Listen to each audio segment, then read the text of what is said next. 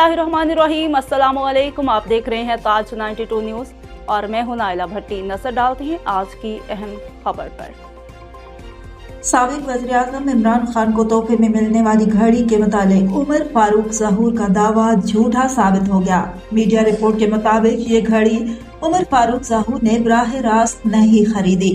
तफसीलात के मुताबिक गुज़िश्ता रोज निजी टीवी चैनल को इंटरव्यू देते हुए पाकिस्तानी बिजनेसमैन उमर फारूक ज़हूर ने दावा किया था कि इमरान खान को मिलने वाली घड़ी की फरोख्त के लिए इमरान खान के मशीर बराए एहतसाब शहजाद अकबर ने राब्ता किया और इस घड़ी की डील साबिक खातून अव्वल की सहेली फराह गोगी के साथ तय पाई थी। फारूक ज़हूर के इस दावे को मुस्तरद कर दिया गया। पाकिस्तान में तोशाखाना से घड़ी खरीदने वाले शख्स को सामने ले आया गया है। प्रोग्राम ऑफ द रिकॉर्ड में इंकशाफ हुआ कि तोशाखाने से घड़ी इस्लामाबाद में एक शफीक नामी बिजनेसमैन ने खरीदी।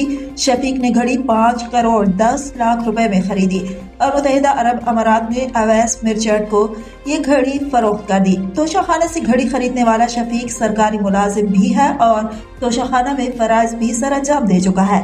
शफीक ने 5 करोड़ 10 लाख की घड़ी खरीद कर दुबई में 6 करोड़ 10 लाख रुपए में फरोख्त की। अवैस मर्चेंट ने ये घड़ी अमारात की एक कारोबारी शख्सियत को फरोख्त कर दी। घड़ी खरीदने वाला शख्स उमर फारूक ज़हूर का करीबी समझे जाने वाले शख्स में से है।